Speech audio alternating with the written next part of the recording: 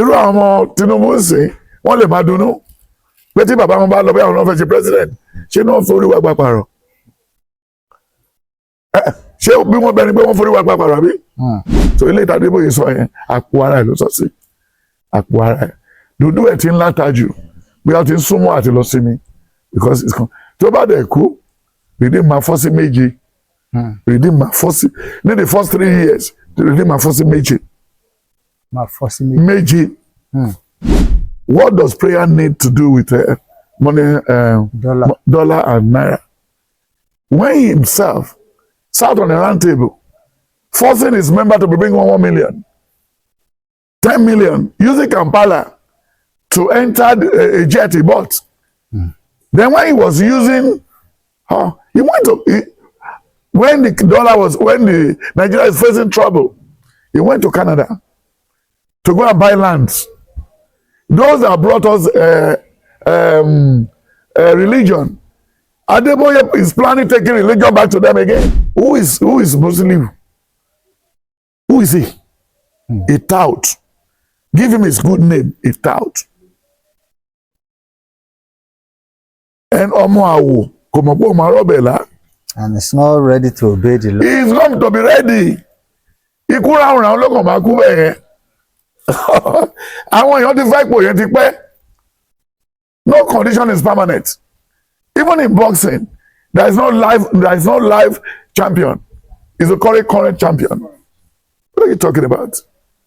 Èèyàn kì í lò kò tó ń kọ́kọ́ fi lẹ̀ ni. Kí ló mọ̀? Can he read any communique? Can he address the press? Can he read and write? Kí wá ní fọ́ọ̀tì bàbá ìtì run school? Ṣé wọ́n rán tó sákúrò ń bẹ̀? Enough is enough. If he try too hard, he may not see next sister.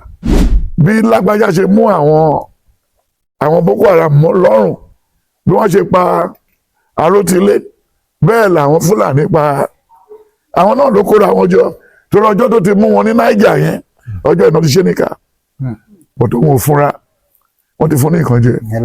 Yes. Then I warn the people who do ritual saying that we can use people for money is a lie. It's a lie. No. Who will write the number? If the person you killed pour out the papers, who is going to number it? Then later Adeboye sọ yẹn ọ̀rọ̀ àgbàyà ni o. O forúkọ bó láti ṣe òfurufú. Ìníkọ́ ló ti sọ ọrú ẹ̀. Ọ̀rọ̀ ẹ̀ hold water. Ṣé rí ṣé ọba gidi ṣìkù yàtọ̀ sọ́ba Ìjẹ̀bú Òde? Ṣé ọba gidi tí ọba tó ń fi jẹ wo ló ti lọ ní tí Tinubu ṣèjọba tí Babangida ṣèjọba tí Buhari ṣèjọba ọba gidi wo náà jẹ Tọ́ni Fálóyàn. So dẹ́nà ẹ̀ ṣe padà wá síbi tó ń ti rí mẹ́sẹ̀jì yẹn ká pìk ọba fún yín wòlíì ló ń pìk ọba nígbà táwọn afọbajẹ ti di gbẹ̀wù dání wọ́n fẹ́ ra G-Wagon nídìí ọba tó ń fẹ́ yàn dẹ̀ wọ́n dàrú mọ́ gọ́fúnà Ọ̀yọ́dé wọ́n dàrú mọ́ lójú bóyá àwọn náà dẹ̀ ń dá dúró tí ò bá rí president jẹ tó bá ṣe tán bóyá a fẹ́ jẹ ọba bóyá àwọn náà ló fẹ́ ṣe Lámídì fúnra rìdíìmù tiẹ̀ ló ń lọ báǹkì lọ yáwó kiri o wígbé wọ́n lọ yáwó kiri ní o lóní dọ́là máa wálẹ̀ yìí wọ́n lọ yáwó chọ́ọ̀chì lọ yáwó ní báǹkì níbo ló ti rírú ẹ̀rí ní báǹkì níbí yìí Adébóyè ló make it possible in Nigeria Adébóyè ni o torí àwọn tó wà ní board of that bank they are redeemers wọ́n ṣe ń ṣe redeem lọ́nà tó wà ní ògbóni bí kò sẹ́ni tó lè mú wa. For more prophecies and gospel news around the world, subscribe to 12 Star TV and turn on notifications. When you look at the book of John 4, John 5, ọjọ́ téèyàn bá ṣoríire lọ́jọ́ ọdún ẹ̀ 2025 tòtòrí yẹn sákàkiri títì kò ṣe kankan o tí ìṣoríire o kò sí new year fún tálíkà o because what you call new year you are living 34 Bada Street you are living 34 what Bada Street then with your one car with your one bed with your you know what you have so new year never brought anything but if you now decide I am living in Lagos. I cannot make ends meet. So what I need to do now, I will relocate. I'm going to Okegbo. I'm going to Ibokoda. I'm going to Okitibuba. So you now use the Christmas to cover up. Rather for you to go to Silo or to go to Adeboye, go to any mountain, you go back to your village. It will only take you 3 months to get bure from the farm. That's water leaf. To get green leaf. To get all these things. Miracle is not in the church. Miracle is on the farm. Those who planted agriculturists in any country, when you borrow them money, don't expect anything back that they produce. But Nigerians, they leave all the planting, the everything to the Hausas. And they hang around the Hausa, collecting 30,000 naira per month, waiting for 70,000 naira. That is not up to a bag of rice. So that we must know, we people from South, and South, we are mentally derailed. We are sick. We believe in education, but the education is not bringing any dividends. We believe in staying in the city, but when you stay in the city, you are going to eat. So why don't you go to the village? When you plant a seed of palm kernel, after 6 years, one palm tree produces 34 bundles. That's miracle. That's what? Miracle. Then when you look at the book of Genesis 40, 41 and 42, when I saw 7 cows, very bulky, very fat. But all of a sudden, as I was in the same dream, I saw the skinny one just coming out, and he swallowed the fat cows. He said, "No, I must call people to come and interpret this to me." Then they called Joseph to come. Joseph said, "It's the same cow. It's 7 years of farming and 7 years of bountiful harvest. But we saw it coming, and we waited. We saw it coming. Aritombo. Only any below the pay bimbo. Todirode. Nigeria waited for it now. No store state. In Ondo State, no storage, no warehouse. No storage. In Lagos State, no storage, no warehouse. Everything, governor, commissioner, president, everything is fire brigade approach. So if you said there's a new year, you are joking. Nothing new in a new year. It's 365 days. And if you are not planning yourself, look at Malaysia. In 1976, they came to Ondo State. They came to Ondo State and took some palm kernel. The palm kernel they took away from Nigeria, they are now using the palm kernel to fuel a plane now. They are using it to fuel what? A plane. They are using it to fuel a car. Do you know in Malaysia, they use red oil in the place of engine oil in a car? Those people living in those countries, their new year is every day around the clock. 2 Kings 6, 2 Kings 7. He said, if we should stay here, it looks as if we are not doing good. Let's go to the city and tell them they are dying there. Let's invite them to come and take free food. Who made it free? God. Then when you look at Exodus 15 and 16, he said, when you finish eating the manna, you must not keep anything for tomorrow, because I will not be giving you free food all the time. Nigerians are waiting for free food. If Sanwo-Olu call the whole Lagosians that will come and be collecting rice, we will not do road, we will accept. Because we didn't have brain. How can you send 5 of your children to school without having a company? Then after they finish, you say government will look for a job for them. But the people in Alausa, they've been on that seat for 30 years, 40 years. They don't want to what? They don't want to retire. And you have children. Where would they get job? Is it government go to London? Private. Go to Argentina. Virtually all the companies around the place are private. If you can make broom in a mass way, you can be producing broom. Even the banana tree in India, They use it to do carpet, banana tree. After removing the banana, they now put it in the machine. They shred everything. They use it to do books. They use it to do bags. But Nigeria will cut it and throw it away. You know, there's nothing wasted in cow. The bone is for bottom. The cow dung is for manure. Then the meat is to put food on the table. Then it's clean. You can use it for shoe or bag. Nothing waste. Likewise, palm tree. We should go back to farm. My advice to you to all Nigerians next year, you must have a garden. Even in our secondary school days, we do handiwork. What you can produce, bring it for handwork. They will give you a mark for that. All schools in 1971, 72, 83, 84, 85, they have gardens. We have gardens. In Stella College, we have a palm tree. In Stella College, we have where we plant yam. Whenever we are doing 13th February, the Founders Day, we harvest what we have. Okay. Then I warn the people who do ritual, saying that we can use people for money. It's a lie. It's a lie. No. Who will write the number? If the person you killed pour out the papers, who is going to number it? Is it the blood that will do the numbering? Aluko, Amakparawato, Lori continue.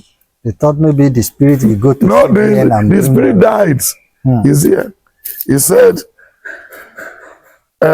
Jeremiah 22, verse 10. He said, weep not for the dead. Weep not for the dead. And because he has gone, he cannot come back again. You cannot see him again. Nígbà tá rí pé ó lè jẹ́ nǹkan burúkú, ìlú ìlọsíwájú. But nígbà tó ń fi handcuff mú bàbá wa láti ọ́fíìsì yìí sí, bó jalè. Nǹkan tó ní kó máa ṣọ́, ó ti tún jí, ó tún fún lọ́ọ̀yà lówó, ó tún báyìí lọ́ọ̀yà, ó báyìí àwọn aládùúgbò. Lọ́ọ̀yà náà ṣe fìtìfìtì nínú ìdọ̀tí. Then how do we go? Irú àwọn ọmọ Tinubu ń sìn, wọ́n lè máa dunnú. Pé tí bàbá wọn bá lọ bí àwọn náà fẹ́ ṣe president, ṣé náà forí wá gbàpàrọ̀? Ṣé bí wọ́n bẹni pé wọ́n forí wá gbàpàrọ̀ àbí? Ìyẹn ló ti ṣẹlẹ̀ ní church káàkiri. Bàbá tí wọn ò pè fúnṣẹ́ Olúwa, ó jìyà títí ló kú dànù lórí ìjọ yẹn. Wọ́n rọ gbé lọ hospital.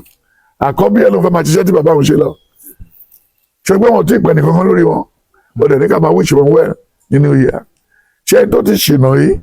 Psalm 11 verse 3. Ó ní pín sí ìpìlẹ̀ tẹ́ bá ti bàjẹ́. Kò sí ìpìlẹ̀ tó fẹ́ ṣe. Then all that was ṣàlàyé Jeremiah 29 verse 8 to 11.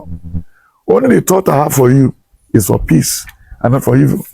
Then Jeremiah 6:16. Ó ní ká lọ bèrè ọ̀nà ìgbàanì. Then if you get it to bad and wrong, Ezekiel 16:44 and 45. Ó ní gbogbo ẹni tó bá ka Bíbélì yìí ni yóò pa òwe yìí. Pé bí bàbá ṣe rí, bẹ́ẹ̀ lọ́mọ rí. If you are a fool, your first born supposed to be a fool too. Ó dàbẹ̀ tó fún yàn lóyún secondary school. Ẹ̀jẹ̀ yín ò tí ì matured. Ọmọ yẹn á kàn máa ga bí igi obì. Kò ní sọpọlọ. Because he said it in the book of Genesis 5:10. Only when Gad was 400 years old, he begat a son. When Seth was 600 years old, he begat a son.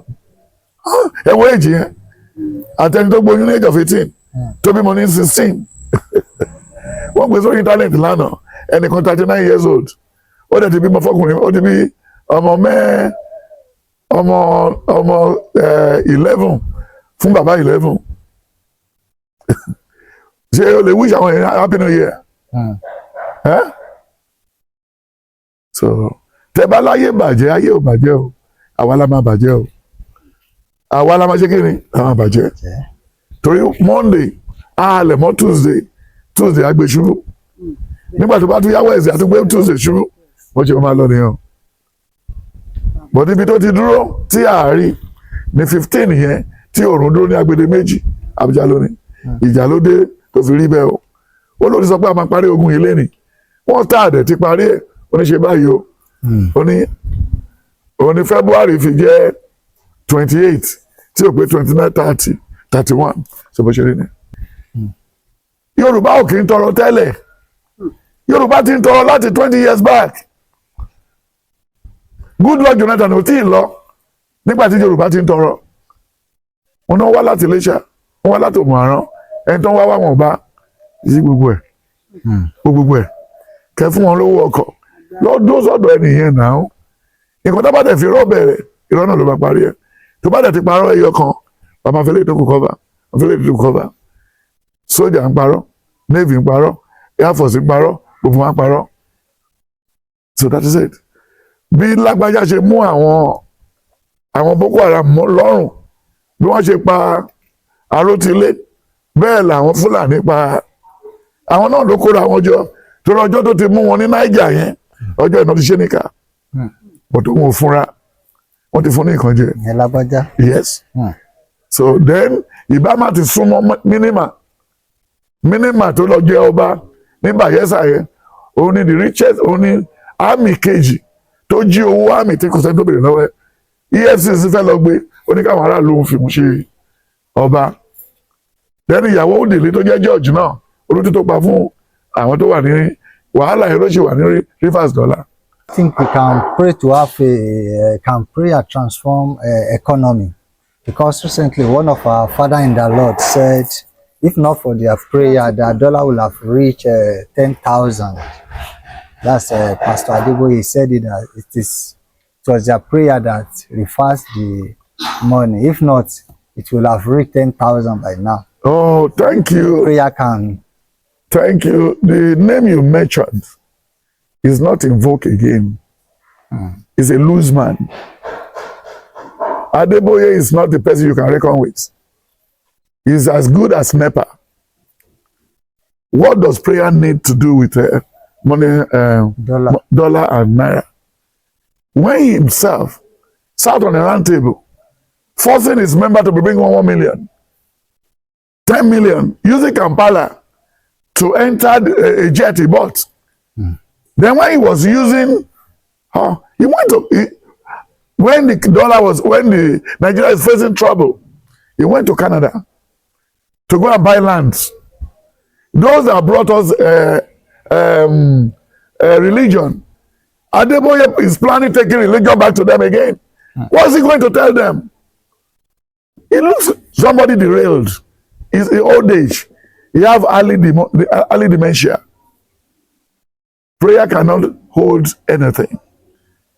If everybody in Redeem can have two plot of land for cassava, two plot of land for cocoyam, two plot of land for millet, what will happen to the economy of the country? Rather, what is making them misbehave? I think the Nigerian government knows what they are doing. Rather for Nigerian people paying tax. Rather for them paying what? Tax. They are paying tithes. It makes them to be overfed. He made them to be what? To be overfed. You know, in Mountain of Fire, in Oyedepo's church, the money they made in the 3 sections of service, they will not finish counting it until Thursday. Not until they start taking some of them to court, because they stole those money. They used trick to stole the money. I didn't mean we have good governance. You can't pay tithes like this. You can't pay tithes the way they are paying it in Nigeria, in America. They can't pay that in London. They can't pay that in Germany. They can't pay that in Brussels. They can't pay that in Rome. Is your house first? Is your life first? But where we have lose. And when you look at 1 Timothy 1, from verse 6 to 10, only Ofidara, law is good. Here we can follow the law. We have the law. They are not following the law. They doctor the law. Wọ́n tún mú law lábẹ́rẹ́. Àwọn tó wà ní èyí, a case tó gbé déwájú lawyer, tó gbé déwájú adájọ́, àwọn tí kì í involve. Ṣètìrí gbogbo ẹ̀. Àwọn tó involve. Nàìjíríà náà ti gbé iná ti dáyàn fi sẹ́yìn sẹ́wọ̀n tó dẹ̀ gba ẹ̀yìnkùlé jáde tó wà London. Ẹ̀dẹ̀ káàtó ọjọ́ ìpín ti wà lẹ́wọ̀n.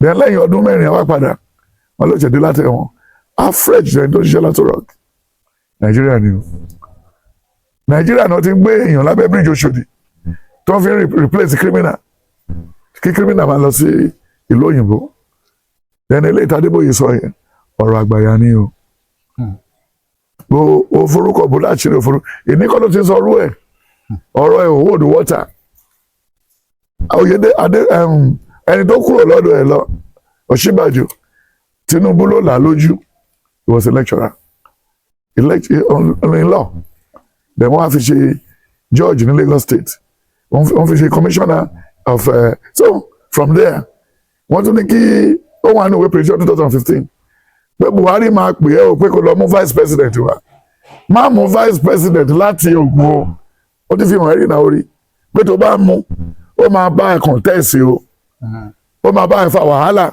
nígbà tí wọ́n á ní kó fẹ́ lọ sí Àbújá ẹni tó ń mú vice president láti Ògùn kí ni Adébóyè Ọ̀ṣínbàjò sọ ó lóun náà fẹ́ ṣe president ẹni tí ò ṣe politics rí ó ń ṣe vice president ó ń ṣe pastor ó ń pastor church bó ṣe jẹ́ vice president wọ́n ṣe sọ̀rọ̀ àmẹ́wàá lọ́dọ̀ ẹ̀ ní church Adébóyè nírèdè àbí nǹkan tó yẹ kó sọ kàtàkàtà yín sí tó bá gbé Rẹ̀mí ìyàwó government prime president tó bá gbé ojú ọkùnrin àtìbá deal the times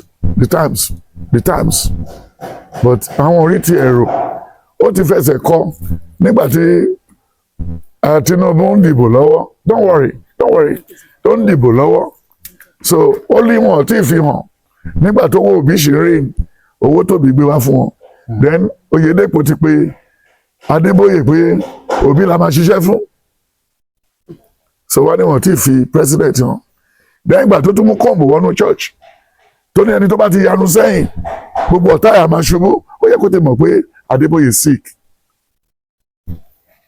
sick ìyẹn nìkan ó yẹ káwọn èèyàn kúrò ní church ẹ̀ then ó ní tó bá ti yanu síwájú lọ́wọ́ lórí íńtánẹ̀tì tó wà mẹ́ ọjọ́ kan ló tún wọnú church wa tó wà nà ọ̀pá sókè in a Pentecostal church ṣé ó di Mósè ni ṣé fẹ́ fọ ọ̀pá yẹn mú wọn la òkun pupa já ni then oye owó tó make lórí open heaven tí heaven open even the Bible is telling us that if the evaporation from this place is not enough, we cannot have rain around here. No free rain anywhere. He said if your cloud is not filled up with water, you cannot have rain. Then ọ̀dẹ ara ẹ̀ bàbá Akíndáyọ̀mí tó dá Rìdíìmù lẹ̀ ọmọ márùn ló bí ọmọ dúdú ti lọ kò ṣẹlẹ̀ tó kú ní ọmọ yẹn kò sẹ́yọ kan onídìdùn ní ìrántí olódodo bàbá Akíndáyọ̀mí olódodo yẹn ni lọ bèrè lọ́wọ́ Adébóyè ibi tó tọ́jú àwọn ọmọ Akíndáyọ̀mí dé ó ti ṣe wọ́n jàtìjàtì Oǹdó kan tó tún kọ́ church pẹ̀lú ẹni tó jákú ní plane láyé ọjọ́ yẹn kí lórúkọ tó kọ́ táwọn lọ báǹkì lọ yáwó Rìdíìmù tiẹ̀ ló ń lọ báǹkì lọ yáwó kiri o wígbé wọ́n lọ yáwó kiri ní o lóní dọ́là máa wálẹ̀ yìí wọ́n lọ yáwó church lọ yáwó ní báǹkì níbo ló ti rírú ẹ̀rí ní báǹkì níbí yìí Adébóyè ló make it possible in Nigeria Adébóyè ni o torí àwọn tó wà ní board of that bank they are redeemers wọ́n ṣe ń ṣe Rìdíìmù lọ́nà tó wà ní Ògbóni bí kò sẹ́ni tó lè mú wa Rìdíìmù Pentecostal ló balùwẹ̀ jẹ́ débi dáadé yìí o Pentecostal ni o nígbà tí Adébóyè ti lanu sọ̀rọ̀ ní 83 81 86 pé God is not poor òun àti ìdáhùsà níbo náà bá dé ń sìn everybody want to be a pastor ẹni tí ṣe bọ́ lọ́wọ́ ẹ̀ ní Rìdíìmù ẹni tí ṣe bọ́ lọ́wọ́ ẹ̀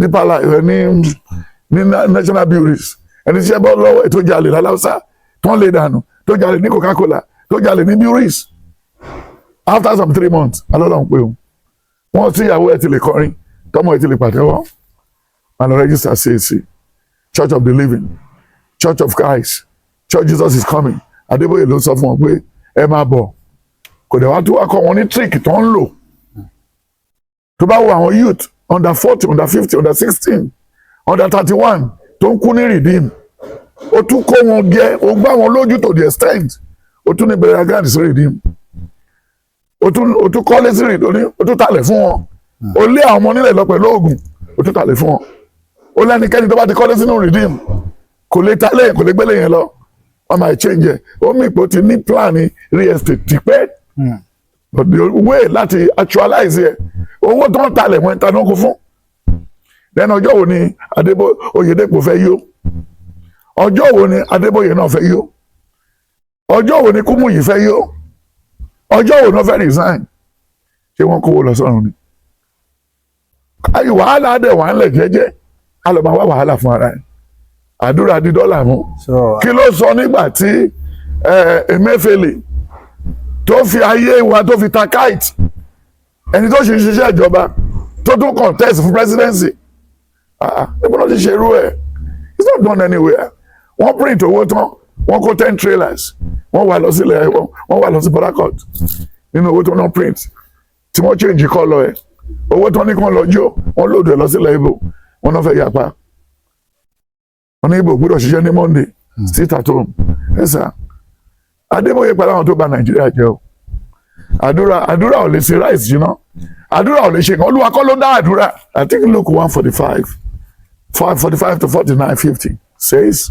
oní Zachariah má fi tùràrí jóná mọ́ àdúrà ṣe kí ni nǹkan tó torí ẹ̀ wá bí mo ti gbà bẹ́ẹ̀ èèyàn máa ń ṣiṣẹ́ débi tọ́nà máa ti là ní wọ́n ń gbàdúrà débi tọ́nà máa ti là ló sọ fún wa ní Psalm 89 verse 17 18 16 17 18 19 ó lẹ́mi yóò gbé ẹrù ayé rẹ̀ ju alágbára kan then lẹ́yìn tó bá ti pàdé alágbára yìí ọ̀nà ẹ̀ ti là ṣèbí ó ti ń dààbọ̀ ń sìn ní táìmù àwọn Kúmúyì àtàwọn tó kù àwọn the other man tó ń pín handkerchief láwọn èèyàn Ayọ̀rìndé ó ti rìn lọ́dún ìtọ́ bá gbọ́ rédíò sí kò tún rí bíi tẹ́lẹ̀ mọ́ 48 hours with Christ 72 hours with Christ 350 minutes with Christ the last hour with Christ all àkọ́bí must come for prayer all firstborn àwọn Adébóyè náà ẹni tó ṣẹ́yún lẹ́ẹ̀mẹ́rin kó tó délé ọkọ tó ṣe wá bí number 5 tẹ́ni firstborn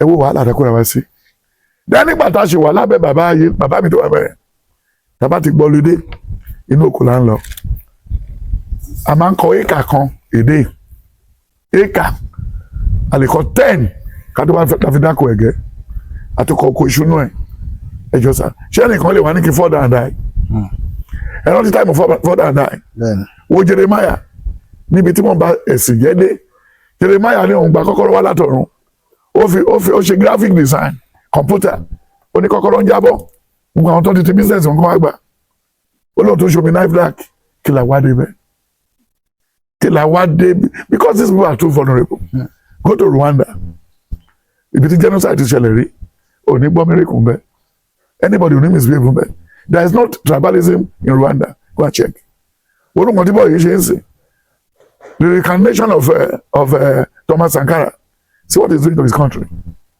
See what he's doing to his country. Can we allow people like Adeboye? Kò ní invite wọn. Any serious-minded government kò ní invite any church leader. Ṣé bẹ́ẹ̀ ni ọjọ́ mẹ́ta yìí náà jẹ́ nípa Adeboye lọ gba contract ní Kaduna everywhere. They don't press. Ẹ gba contract yẹn ẹ ṣe ẹ̀dẹ̀gbowó ẹ̀ ẹ̀dẹ̀sọ̀dá mẹ́wàá. Kò sí ìlú tí Adeboye ò ní account sí. Kò dẹ̀ sí mi. Ó lọ kọ́ church sí Texas. Ọjọ́ tí wọ́n ti ń ṣọ́ ń bẹ̀rẹ̀ sọ ti sá. Tony Charles ṣe àwájú kan máa rà ní $100 and what is meaning we are not in Nigeria Adeboye yìí kan náà òun ló ní at that angle my father has just revealed to me 5 people are going to get visa of American visa there o lè rí any pastor l'America tó máa ṣe revival l'America Tony the Lord has revealed to me that somebody has just revealed 10 people are going to get Nigerian visa tó ń bá tiẹ̀ fún wọn àfàyà kò sọ fara Amẹ́ríkà pé kí wọ́n máa dunnú pé visa àwọn máa rí visa Nàìjíríà gbà kò possible now look at the good person look at Gaddafi he turned the desert